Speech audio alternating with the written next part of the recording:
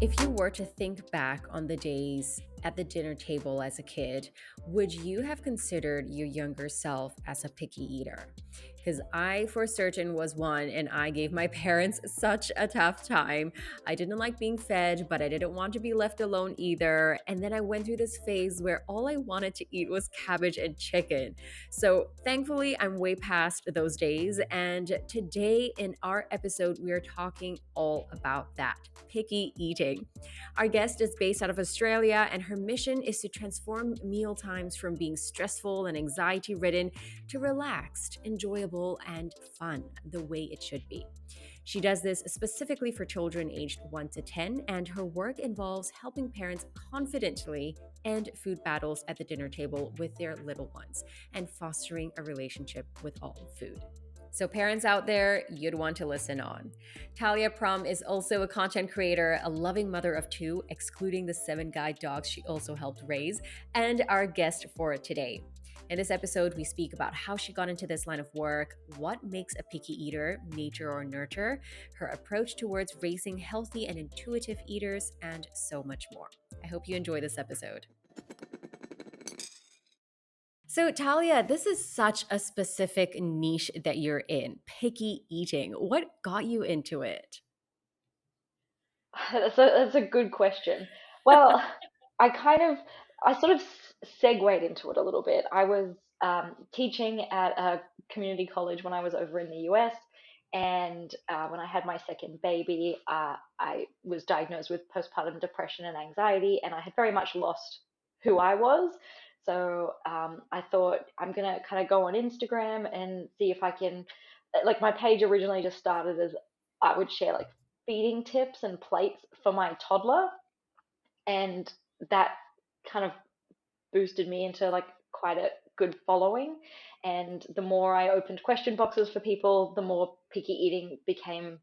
It was very abundant that a lot of parents struggle with that. So I decided I'm going to talk more about this and I'm going to share suggestions and ideas for people. And it ended up becoming very, very popular.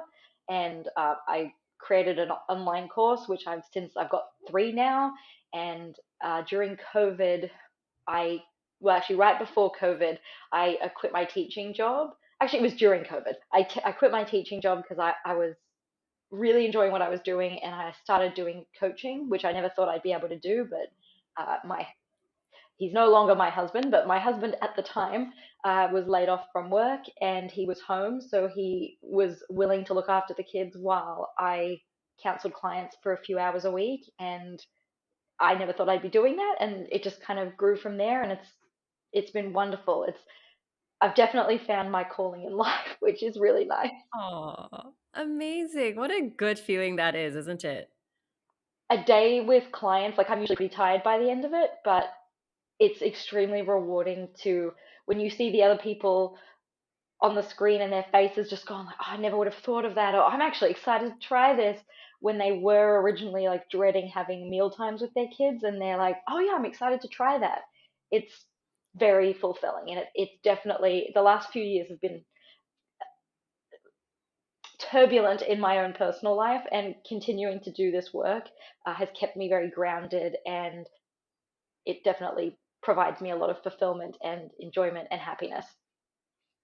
Yeah, that's wonderful. Very similarly to you, I never saw myself on social media. But look, we're both here. You've got thousands of followers on both TikTok and Instagram. How did that start for you? Just getting on social media in front of the camera, did that come naturally to you? Well, as somebody who was lecturing students that were like in their early 20s or like even late teens, I was very much somebody who wanted to connect with students in a way that was not lecturing, traditionally lecturing. And once I got over my fear of public speaking, which you kind of had to do pretty quickly when you're teaching, and once I kind of got over that, the classroom became very dynamic, and it was almost like a performance that you were giving to students so that they would be interested and engaged and would participate. They're used to sitting in these classrooms where they just sit there and attempt to absorb information. And so the education part of it came quite naturally to me. And I actually originally took an online course about how to work social media, and it was through taking Ah. that course. It was a I guess it was a business and social media course, how to use social media for business. And it was while working through that course that I felt like I'm actually exercising part of my brain that I haven't used. And I was also only about 5 months postpartum with my second child, and I was not in a good mental headspace. And the more I was like writing down all these different things about who I wanted to help and serve, it just like lit me up from the inside. So whenever I did go on the camera, it was looking back at some of my earlier videos, they're definitely quite wooden in comparison to how they are now, but I never felt it to be like awkward because I'm an excellent talker, as you're as you are finding out. Absolutely, Talia. Oh, I'm loving this. So now going back to picky eating, I've got a personal question for you. Were you a picky eater growing up? According to my mum, I grazed a lot growing up, and I was never really all that hungry. Like I was hungry and I would just kind of graze all day, which is not what I suggest parents do. So looking back, I'm like, okay, but no, I wasn't especially picky from what I've been told. Oh, that's good. That's really, your parents must be so happy with that because I definitely gave my parents a hard time. Really? And so I wanted, yeah, I was so indecisive. Whenever they fed me, I would just flick the spoon away because I wanted to eat on my own. And so my mom would walk away and I would scream and shout because I didn't want to be left alone. Yep. And I ate so slowly that everyone would just leave the dining table and I would be there alone. Obviously, the adults were hoping that that would mean I would speed up, but that never happened. Anyway, till today, I'm still a slow eater. You mentioned that refusal is pretty common with picky eaters. Are there any other common patterns that you see, and how does that evolve over the ages? There are a lot of patterns, and typically, this is not the case for all picky eaters. I have some parents that will approach me and say, "My kid's 8 and they only became picky at 5."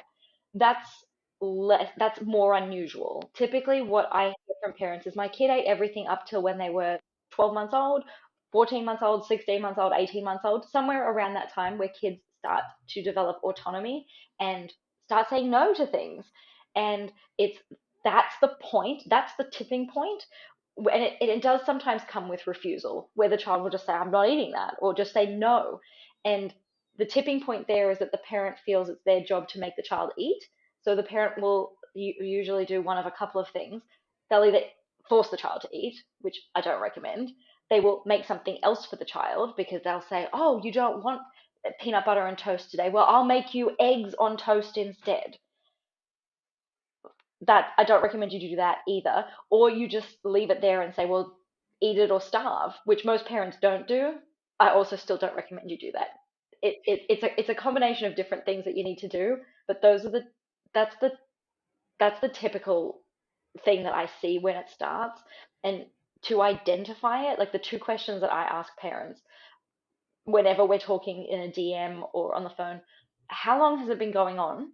Is the first question. And if it's been going on, like, because everybody says, oh, it's a phase, they'll grow out of it, and la da da, it's just not accurate for most kids because we can perpetuate the problem in the way we respond to it. So that can make it worse. So if you're thinking about an actual phase, oh, I don't feel like cleaning the toilet today. Okay, how long is that going to go on for? A couple of days or maybe a week?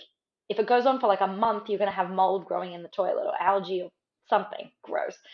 So in the same way that a phase, like it might be that your child's like, oh, I'm kind of, I would say, peanut buttered out for a couple of days. Okay, for a couple of days. But if your child is like never wanting to eat peanut butter for like months and it's something that they used to eat all the time, that's a red flag. And the other question is your child eating a variety of foods from all the food groups? If your child eats two fruits out of 100, not variety. If they eat one type of meat and nothing else in the meat and meat alternative food group, not a variety. If they're not eating fruits and vegetables, that's two food groups that they're not eating from, that's a red flag. So it's not just because the typical thing that we'll say is that if your child is eating under 20 foods, that's a red flag, and it is definitely. And also, how much variety is there across food groups? How many food groups have been eliminated? That's to me something that's very important in the screening process. And to think of, there was a mum I was talking to on a live stream that I did the other day. She said her child was 2.5, and that they were eating really well. They started solids, I think 5 or 6 months old, and they were eating well for a year, and then they've been picky since 18 months old. That's 50% of their eating life. So think of it in that way as well. Like what percentage of their life that they've been eating solid food have they been picky for? And so you mentioned something really interesting just now. If a kid, liked peanut butter for, let's say, their first, 24 months and then started to refuse it, why would that be an issue? If the child refuses it, Mm-hmm.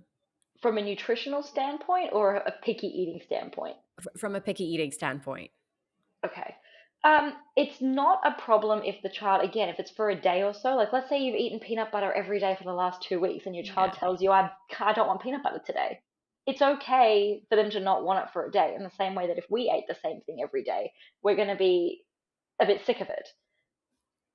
It's if that persists for multiple days and weeks that that's a problem.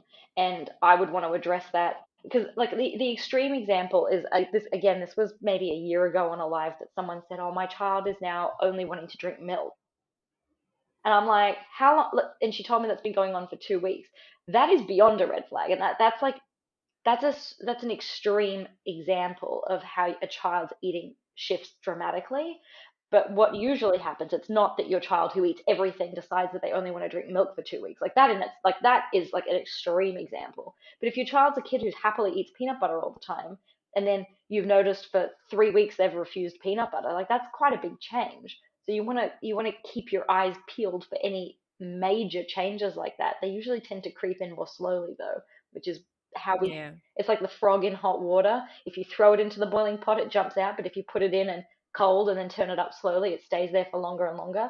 And that's kind of what happens. It's one food here and there, and then we don't really notice it, and then all of a sudden it's a year later and they only eat 10 things. How did we get here? So, nutrition aside, are there any like more deeper rooted issues around picky eating that parents should be mindful about?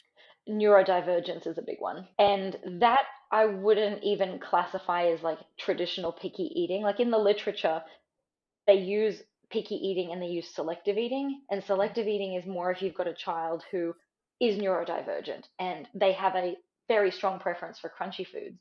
And in the last year or so, the number of parents that I've worked with in my one-on-one practice that have kids that have autism and or ADHD has increased a lot. So this is something that I'm learning a lot about, and I'm doing a lot of continuing education to make sure I'm up to date and can help these parents to really understand why this occurs and how we can still branch out. And see, that's the thing. Whether or not you have a diagnosis, and I tell this to parents because a lot of times I get parents of kids who don't have a diagnosis because that tends to happen around 5 or 6. And some of these parents have kids that are like 4 or 3, and the way they describe to me, like the child literally just won't eat. They won't even say, I want to eat something else. Whereas a neurotypical child will skip a meal, I don't want to eat that.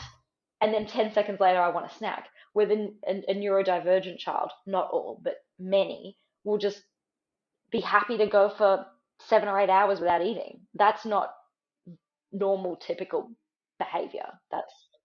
That's a that's a red flag potentially for neurodivergence, and it's not an entirely different kettle of fish. The strategies that I use with neurotypical kids and neurodiverse kids are not hugely different.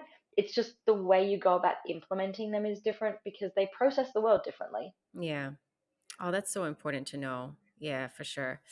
And so when it comes to picky eating, say if a child doesn't grow out of it, so to speak, or doesn't get, nurtured out of it, what does that look like in adulthood? Obviously, overall health aside, what would that manifest as in adulthood? I mean, it really depends. There are a lot of parents who have commented on posts of mine that will say, I was a picky eater till I was 17 or 15, and then I just grew out of it. So some of it is that they do grow out of it. But I want to just sidetrack for a second. It's not really a tangent, but I just kind of want to go back to the whole world. They do grow out of it. I don't want you to sit there at home thinking my child will grow out of it in 15 years. Because if you're thinking that, your child is missing out on adequate nutrition. during that 10 years where they're not eating. So not only is it stressful for you, it's also stressful for your child, and they're missing out on adequate nutrition. Like I've had parents say, I only ate chicken nuggets from the ages of like 5 to 12. That's not nutritionally beneficial for a child. So if you're sitting there thinking, oh, see, they do grow out of it, no, don't think that way, please. So some some parents, like I've have said that they grow out of it as a teenager, and others simply don't. Because a lot of the, not a lot, but some of the parents that I work with will tell me that they also are picky eaters. So a lot of times the strategies that we're using to help them with their kid, they're like, oh, I should do that for myself. And it actually Hmm. does work because I've had the feedback from parents. Like one of the parents in my group from a couple of months ago, one of their homework assignments was to try something that they don't typically like, and the husband tried cauliflower, and we had brainstormed a way for them to cook it together, and that's like a thing that he now eats happily. Yeah. There you So, go. so it's never too late to change. So if you're listening to this and you have a kid who's like 10, adults not figure it out, but adults are capable of liking new things too. So it's not too late for your 10 or 12-year-old to do it as well. Yeah. It's so interesting because when I speak to most of my friends about foods that they didn't like as a kid that they now do, they tend there tends to be common ones like ladies' fingers or okra and eggplant. And I wonder if this has to do more with the texture of foods. It definitely can for some people, because I mean, if you're the parent, well, you're not going to be the child listening, but if you're the when you're the parent listening to this, make a list either mentally or write down some of the foods that you choose not to go out and buy for yourself because they're not your favorite. Do they have anything in common, like texturally? Because they might, and other times they may not. And it's true, like, but also this was a discussion that we were having on TikTok recently where someone commented on a video where I prepared tofu for my children, saying, you clearly don't work with picky eaters because no picky eater eats tofu. And I was like, excuse me, there are plenty of picky eaters that eat tofu, and there are some picky eaters that don't eat chicken nuggets. So there's no like mold that every picky eater has. And I didn't realize until reading that comment how misguided some people's thoughts on picky eating is, that if your child eats chicken nuggets, they must be a picky eater, but that's not true. There are children that are picky eaters that eat broccoli, but they really struggle with other things, and a lot of times it does have to do with texture. So I wanted to come back to your question of what does it look like in adulthood. There was a client that I worked with who was actually an adult. He was in his mid 20s, and he had been brought up with the very traditional, you need to eat your plate, you can't leave the table until you've finished eating, which is not unusual Hmm. for people in our age group to have been brought up that way. And he was working through a lot of shame that he felt, and he was a very restricted eater as an adult. And he had gotten to the point where he was like, I want to expand my food list, I just don't know how. And again, he's an extreme case. Majority of us are able to go throughout our lives and be okay with the variety that we've got. Excuse me. At the same time, it's a lot of the time working through our own emotional barriers, potentially that came from childhood with us, that we do feel shame around not eating a certain food. So we just never want to try it again. So I wanted to ask, what role does psychological safety at home play in picky eating, or the way one goes about eating at the dinner table? It's more than you might think. There was a client that I worked with that, and this is true for many clients, but this one in particular was quite an extreme example. So I hope nobody is triggered when they're listening to this. That these parents, they were at their wits' end in terms of frustration, and they were yelling, they were using punishments, and they were putting the child in a different room with the door shut when she wouldn't eat. And that's out of parental frustration of, they were so desperate, which most parents are, they're so desperate for their child to eat healthy, nutritious foods that when their child doesn't or can't, which may be the case for some picky eaters, particularly neurodivergent children or children that have avoidant restrictive food intake disorder or ARFID, where they cannot eat those foods because there is so much fear and anxiety for them that they legitimately cannot eat it. So the environment that the parent provides at home psychologically is very important. Because if you're sitting there pressuring your child to eat, you need to eat this, you need to eat your broccoli, you're not going to grow up big and strong, that can have psychological effects on your child. Are they thinking, I'm not going to grow up big and strong if I don't eat that? Like that, if someone told you that as an adult, you at least we have an adult brain that can process, well, that's not true. I know I can survive on other things, but your child doesn't have the capability of thinking that. And they might legitimately think that they could die if they don't eat this broccoli, which they physically feel like they cannot eat. So providing a safe environment for the child to want to try things is really important. And it's a big part of when I'm working with a parent is it's all about being I'm a gentle and respectful parent with my own children, and parenting around meal times, it's really important to bring those respectful components into feeding because your relationship with your child is more important always than whether or not they try a bite of broccoli.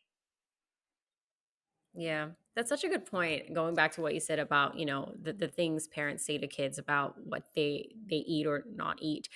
Growing up, I took my parents' word as gospel, and I wanted to be, strong, healthy, and tall, and so I would eat anything and everything that they told me was good for me.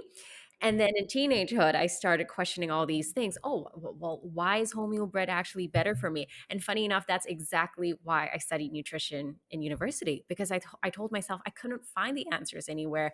Or, you would read one magazine article, it says one thing, the newspaper article says another thing. And once and for all, I wanted to find out for myself. And, you know, I think parents sometimes, and I really don't blame them, we don't understand the effect of what we're saying 100%. could have on our kids Yep. in the long run as well. It's it's a hard thing to talk to parents about, especially on social media, where if someone's seeing your post and that it might come across slightly out of context, where if someone's been following you for a while, they already know that you would never, like for me, I'm never okay with starving a child. That's not starve it out is not a thing that exists in the world for me. And someone might see a post where if they're not familiar with that and you say like it's important to have your kid on a schedule, like I should not have been grazing all day as a child, some parents get all up in arms about that. You're starving your child. This is stupid. I don't know, like how dare you say that I shouldn't, my child says they're hungry, how can you say I shouldn't feed them?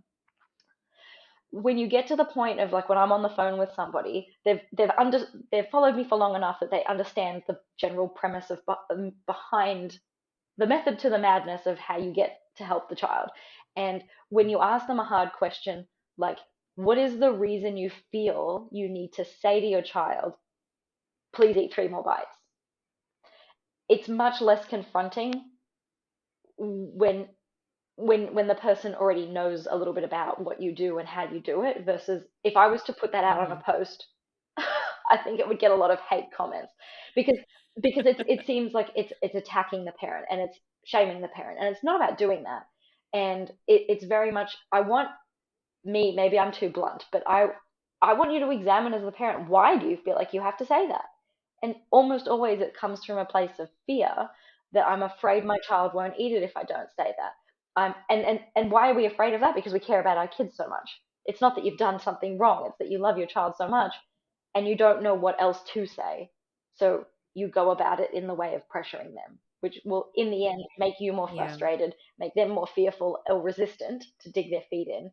It would be like the example that I give my clients is, what if I put a plate of slugs in front of you and asked you to eat it? Would you eat it? Probably not. And what if I told you they're delicious? You would love them. Like, Charlotte, eat them. Like, you just try one, you'll love it. Like, it explodes in your mouth and all the squishy juice comes out, and it's so yummy. I could tell you that, but that's going to make you even more suspicious the more I try to sell it to you, like the used car salesman. This is Yeah. a great car for you. You'll love this. You just need to drive it. You just give it a chance. You'll love it. Just try it. A child is not looking at this through an adult's brain. A child is just seeing, my parent wants me to do something so badly and they won't leave me alone. This clearly means a lot to them, and that gives the child a lot of power, which they don't know what to do with.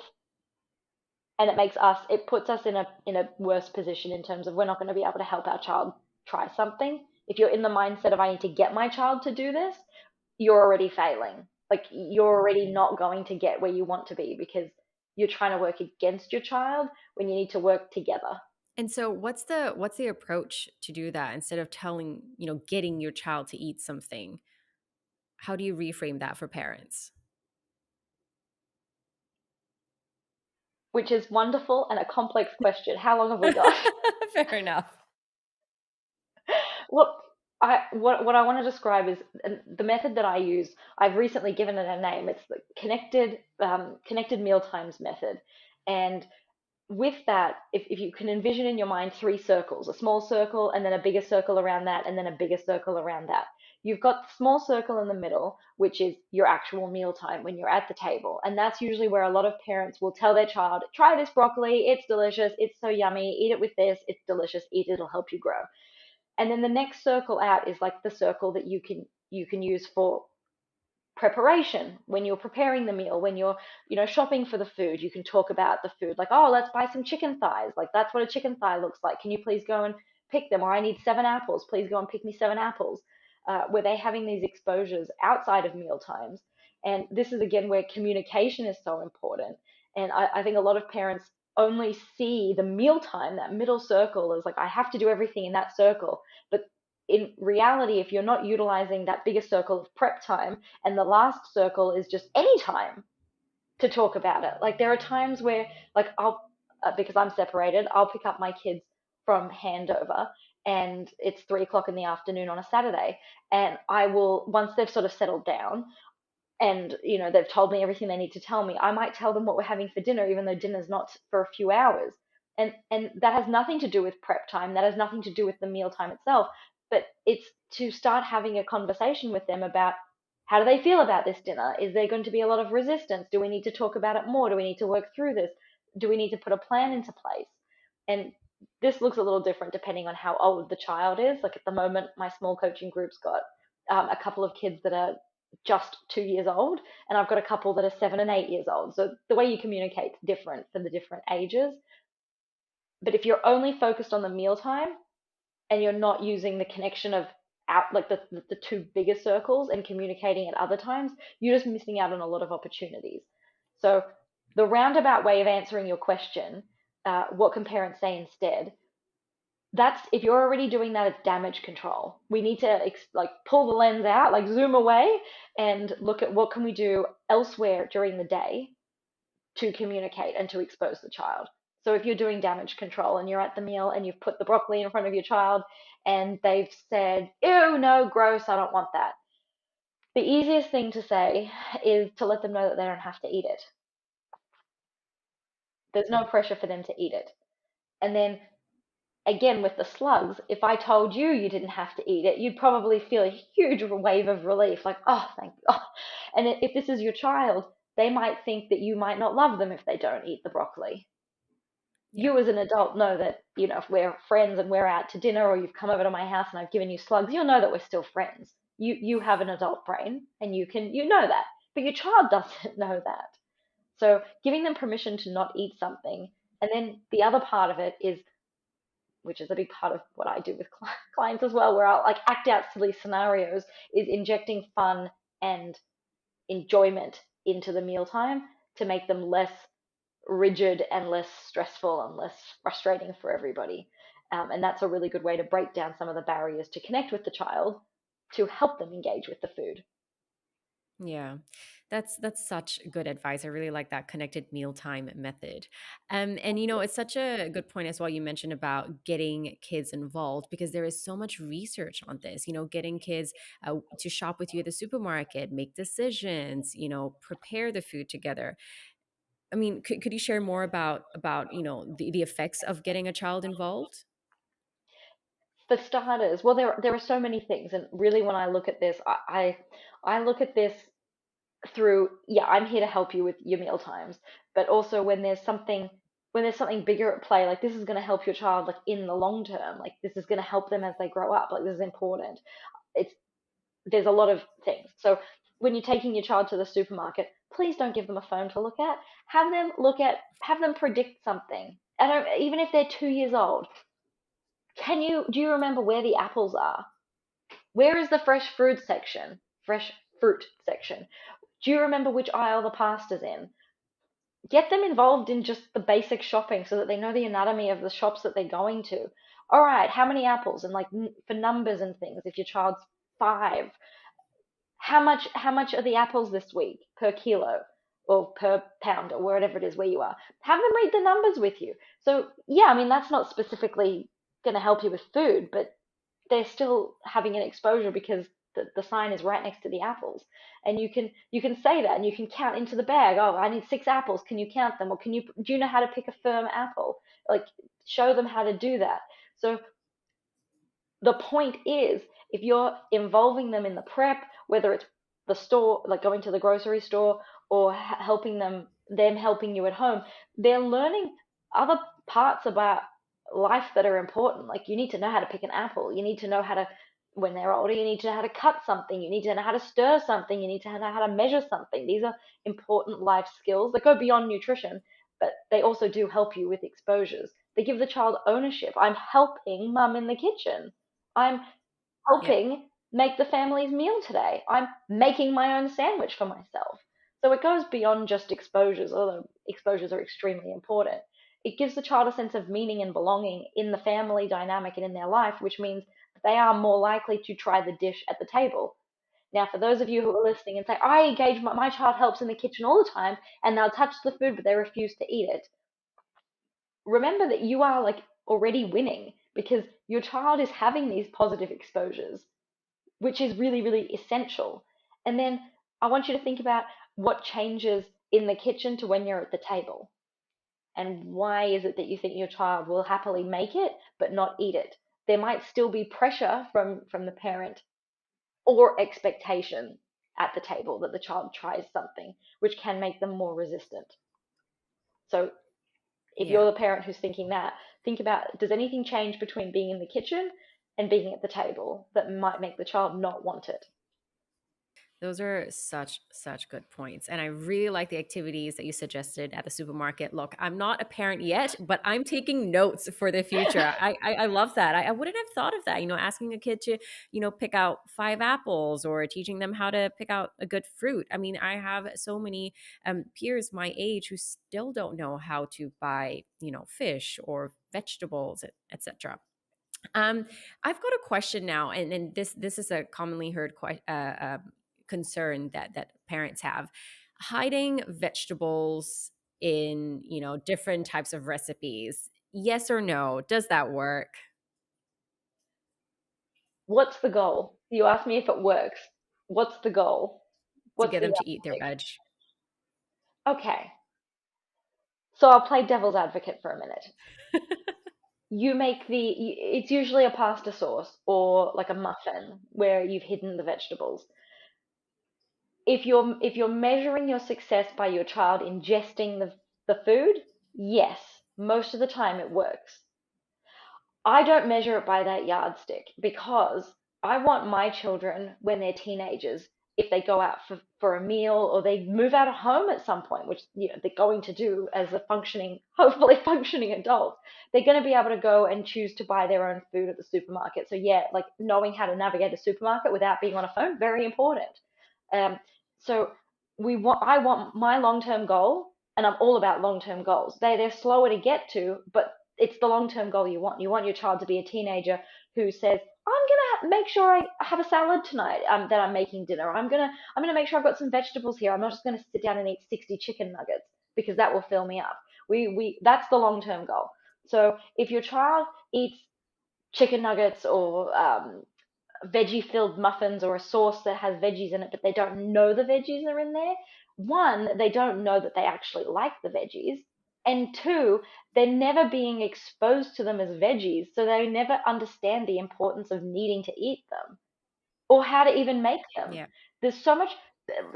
A mum told me, "Oh, I have these meatballs that I hide broccoli in, and my child hates broccoli, but he loves these meatballs."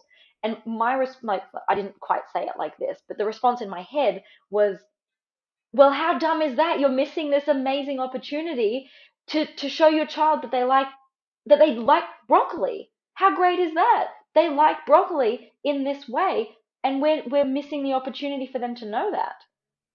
So my yardstick of measuring is not to hide it, that the kid needs to know it's there. And then I have parents who say, well, my kid makes the sauce with me and he sees me put the zucchini and the tomato and this and that in it. Is it still hiding it? No, because they know it's in there. The goal is that they know it's there. They know what they're eating. I love that. It's about redefining success as well.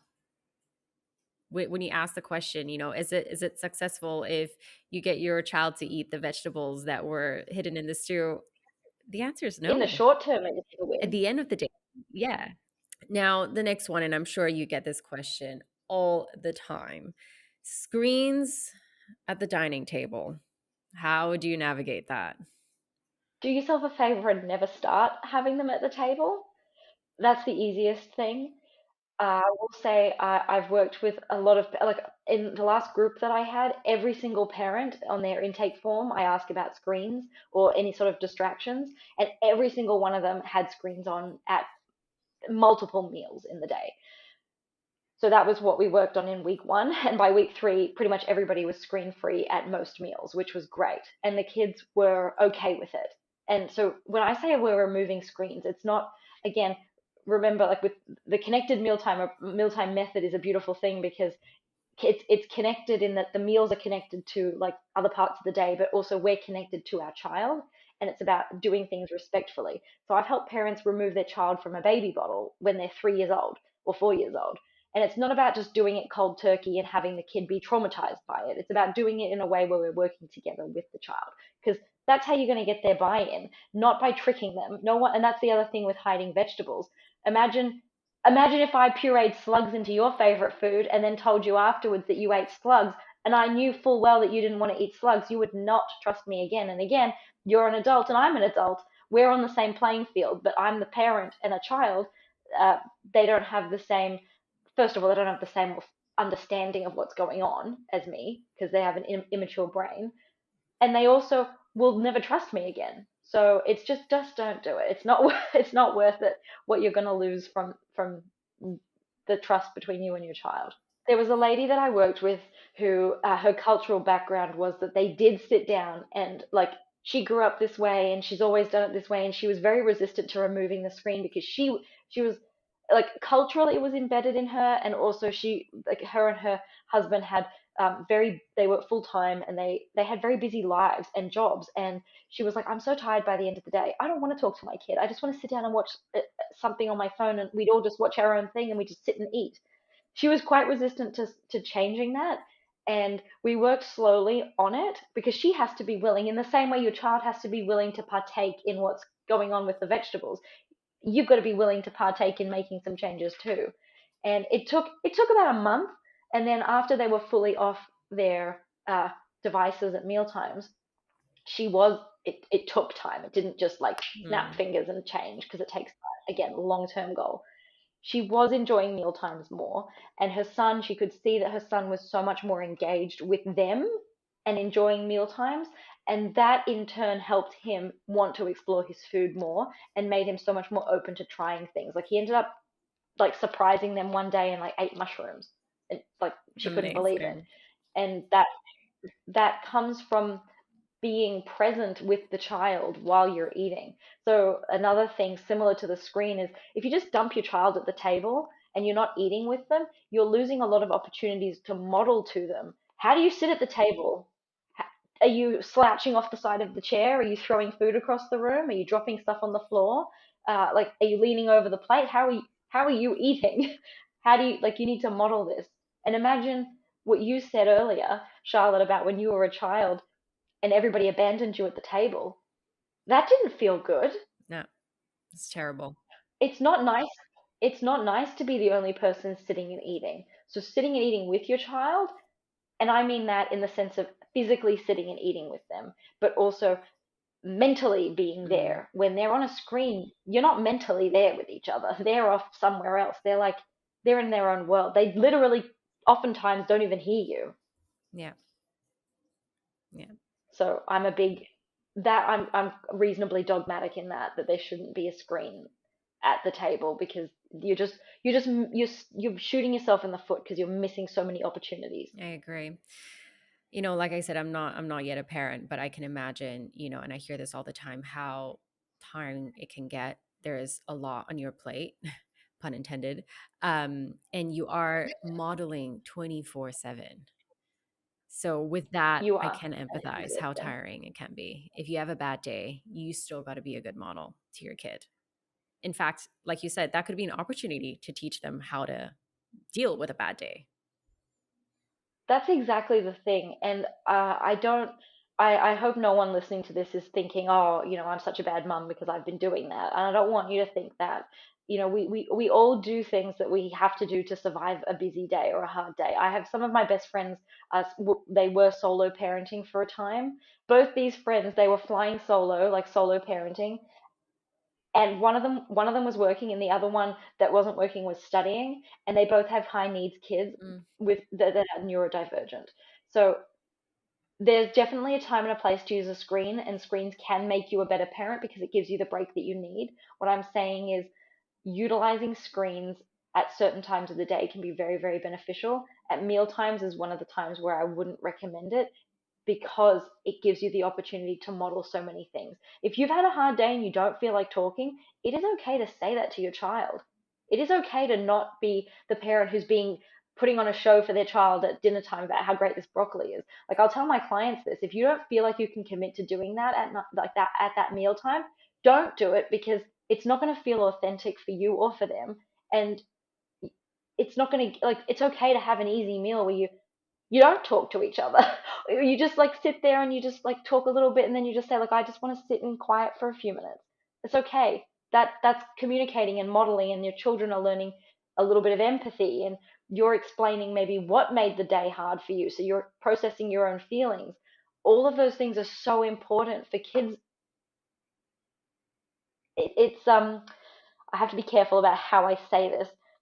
Oftentimes screens can very easily be used when your child is having big emotions to help them get through their emotions, but it's not actually helping them process what's going on. sure. It's just numbing them to what's going on. So even though we might not feel like we're going to be good at showing up as a parent at dinner time or at any time in the day because you're so tired, that's like the best teaching moment where you don't have to be perfect all the time, and your kid will connect with your authenticity there, and they'll see, wow, mum's tired. And you can say, like, I'm not my usual jokey self today. I just need to get your teeth brushed. I don't have Mm. any energy today, but I'm more than happy for you to sing a song. I just can't sing it for you today. So I'll get off my soapbox. But it's okay to not No, be perfect. I love that. And even having these scripts on hand is so important for parents, especially on days where you just feel like, you're on your knees and you don't really know how to communicate with your child. Talia, you've brought up so many good points. I've got like a sheet full of notes now. I really loved what you said about communicating with your child, respecting your child, exposing them to food beyond the dinner table, and of course, focusing on long-term goals, right? Rather than the short-term ones. So I now just want to shift gears a little bit. I want to ask you some personal questions because I'm so curious about your personal life as well. You do so much. And I want to know, how do you, balance all of this? I mean, or yeah, how do you balance all of this? Your career as a dietitian, as a content creator, as a mother of two, and apparently 7 guide dogs as well. How did that all happen? And how does that happen? Well, the 7 guide dogs were not all at once. That was over a process of many, many years. And that was one. Amazing work. It's actually wonderful. I was talking to a client earlier today about this because it was at the time, my husband and I, we were living in Melbourne, but we knew that that wasn't our long-term place to live, and we wanted a dog, and we thought, you know what, this is perfect because it's like low commitment. We're not committing to a dog for 15 years. We're committing to a dog for a year, and we just, I don't want to say became addicted to it, but it was such a beautiful thing to do. And the dog came to uni with me and went to lectures with me when I was back studying in my doing my bachelor's Oh, degree. So that's how and why we got into that, and it became just a wonderful thing that we did. And so yeah, that's where the 7 guide dogs came into play. And um, I kind of want to tie this into what you said at the end of the summary of what we talked about being respectful with our child. We also need to be respectful with ourselves and setting our own boundaries. Which, when you tell your child, I'm too tired to play that game with the broccoli tonight. That's okay. And or I tell every parent who hears this will know what I'm talking about. You've literally just sat down and your child gives you their cup and says, "Give me more water," or "I've already finished my potatoes, I need more." So it's okay to say, "I will get you more potatoes," or if you've got an older child, feel free to go get your own potatoes, or "I will fill your water up, give me a second, I need to have a few bites of my food." Like no one's dying of thirst and starvation by waiting a minute or 2 minutes. If you've got an older child, they can wait two or 3 minutes, it'll be okay. So remember to respect yourself as well. So with that, what you're asking me about my personal life, at the moment, I have 50-50 custody of my children. So I'm in a very different position than I was 3 or 4 years ago, where Hmm. I was like probably a lot of parents that are listening to this, the primary carer. I was also working, or at this point had this business on the side. Uh, there was a lot of self-sacrificing because you like I love the work that I do, and it's very important to me, and I love doing it, and I love showing my kids that I do it, and I love that they get to see how much I love doing it. And I like now that they're a little bit older, they're 5 and 7, they ask me what I do, and I say I'm a food doctor. I help parents with food, and I know about food. That's what I do, and I like that they get to see that. So how do I balance it all? Being a content creator is really draining at times, which you would know. How long have you been creating content? About 4 years now, seriously. Yeah. Okay. I started, it's coming up on 5 years for me. Wow. And it's a lot. There haven't been many times where I've taken proper time off because social media is it's that machine that you're posting 5 days a week, which is what I was doing, sometimes 6 days a week. And then you're in your stories pretty much every day. Hmm. And I rarely miss a day. Like there have been times where I've taken a week off from posts, but I still show up in stories, which I really enjoy that. I do. I love showing up and being the real. Like that's just who I am. If the person I am on social media is the person I am in real life. I don't show pictures of my kids, but I show pictures of, if they're helping me, there might be a hand in there, or, I share lots of food pictures and stuff. So, I like sharing all that. There is a point where it's tiring and it's exhausting. And I, I took a week off, like totally like an actual full week off earlier this Oh, year, wow. Good job. it was great. It was, I can't even say I missed social media because I didn't. I'm really very rarely, like if I go on Facebook, it's usually like for the groups that are around my area of like mums of, where I live. And that's pretty much all I do on there personally. Everything else is for work. And I'm quite happy to not be on there Yeah. when necessary. And so balancing the kids, it looks very different now than what it did when I was still in this marriage. And as a result of that, I have a lot of guilt around that. I signed up as a parent to be there all the time, and 50-50 was quite crushing to me. This is getting very personal, but that was crushing to me because that was my job. I was the parent all the time, Yeah. and I was the one up at night every night, multiple times a night. That was like it was my job 24/7. And to now, like my office used to be in the middle of the house without doors. So when I was quote unquote working, the kids were still like coming to me, and I was, it'd still be, "Oh, this kid needs a nappy change, I'll go do that." And Yeah. now when I don't have them, I like don't have them in the house at all. So like my time is 100% mine in that period, which is, it's taken a lot of getting used to, and I still have a lot of guilt around it, and it's hard. And at the same time, I try to maximize the amount of work I do on those days so that when I do have the kids, I am able to be as focused on them as possible. For sure. Yeah. I mean, becoming a mother, it really changes your identity and your purpose. And I can imagine that was a big shift for you, going from one to the other.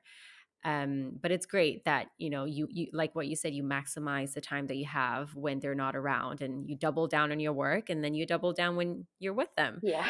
Um, And, I also really enjoy the way you create some of your content. I think there was one video where you just plonked the camera at one side of the room and you were hanging laundry. Oh, And I was like, great, look, that's one video. She killed two birds with one stone. you know what? I actually started doing some of those videos more recently. Also, if I'm in the kitchen, and this is usually on a day that I either have the kids at school when they're with me, but they're at school, or it's a day that I don't have the kids with me and I'm preparing for them to come back, where I'm like, okay, I've eaten up all the food that I cooked while they were here, and now they're gone, and now I need to prepare food for when they come back. So I just set the camera up there while I'm like chopping onions. There's a video that I did where I've done a voiceover about Tom talking about making snacks, and someone commented, "Here I was thinking you were actually doing something with onions." You have to get Oh, you that's have really to get funny. creative, because like a lot of my videos are talking videos where I'm just talking to the camera, and I, I try to mix Mhm. it up a bit, but that's where the content creation is so tiring, because even when I'm doing a mundane task like hanging the washing, in my head I'm like, I could video this, and then I could talk over it and Yes. make this into social media, because it's relatable. We all have to hang our washing. And also, but in my mind, it's very hard to get out of work mode. That's like the biggest struggle that I have with the work that I do, especially with social media. Well, I don't want to take up any more of your time, Talia. Thank you for sharing so much with us today. Before we go, can I ask for one message or maybe one question for parents or caregivers to keep in mind when it comes to picky eating? Oh God, how do I pick one? Um, it's also been a pleasure talking to you, and it's been like such a long time since I've done a podcast. It's just nice to give like a rundown of all these things. All right, I will try to make it a statement and a question. This the statement being that it's never too late, and it's also never too early to, if you're concerned about your child's eating, to reach out to someone ideally. And we didn't even cover what talking to a pediatrician or your child's general doctor, because oftentimes you will be fobbed off. If you think there's something wrong, reach out to somebody like me who works specifically with picky eaters, who is a dietitian. Please make sure they're a dietitian, not just a nutritionist, and to get help at the point where you feel like you actually need it. And the earlier you start, the better it is for you. And then the question to ask yourself would be, how many foods is my child eating from all the food groups? Write down, if you're concerned, because I have a lot of parents that will say to me, my kid eats 20 foods. Or so when I'm on a live, what I'll usually say is take 5 minutes to sit down and physically write down in a notebook or in your notes app or whatever, what are the foods that your child is eating, and then try to group them into food groups or write the food group next to them, so that you know, are they eating a variety from all the food groups or not? Because if they're not, that's when you can know, okay, that's a red flag. That's not typical healthy child behavior. Yeah. Great. Those are two very great pieces of advice for our listeners to take away. And one final question. We've spoken so much about food. I ask this to all my guests. If you were craving a dish right now that reminds you of childhood or, a great memory that you have, what would that be? It would have to be my mum's veal schnitzel. Oh, wow. How would she prepare it? She does, she like the my mum. Sorry, mum, if you ever listen to this. She's not the best cook on the planet, but she was always veggie forward. There were always lots of veggies around. There was a salad and there were cooked veggies. My mum would crumb this like, and I remember, maybe it's not as big as I remember because I was so little, but it was a piece of lamb that was on the bone, that oh no, sorry, not lamb, a veal that was on the bone, like in a schnitzel. She would just crumb it with breadcrumbs and fry it in oil. I don't even think there were spices in there, but I don't know, there was just something about that. She doesn't make it anymore. She only makes it with chicken, which is, Oh, I know, it's so disappointing. But well, I would maybe say you can that's put in a request. I will drop that request next time next time I speak to my mum. Hey mum, I'll even Oh, offer to make them wonderful. for her. Yeah, well, there you go. Amazing. Thank you so much, Talia. It was Thank you really so a much for pleasure having speaking me. to you. Likewise, very much so. Wow, Talia came through with a wealth of information. I hope you were taking notes. And to the parents that were listening in, if you do feel isolated in the struggles that you're going through at the dining table with your children, I really, really hope that this episode has helped you. Please go ahead to follow Talia on social media. She's on Instagram and TikTok, and you can also connect with the other parents that are in her groups. Now, if you found this episode useful, share the link to it by WhatsApping it to a friend or posting it on your Instagram stories. And also, if you like what you've been hearing on In a Bite so far, don't forget to rate the show so more people get to know about it. To get more content on food and nutrition, follow me on Instagram and TikTok. The handle is @thecharlottemei. For the full transcript of this episode, head over to my website, thecharlottemei.com/podcast. And I'll see you at the next one.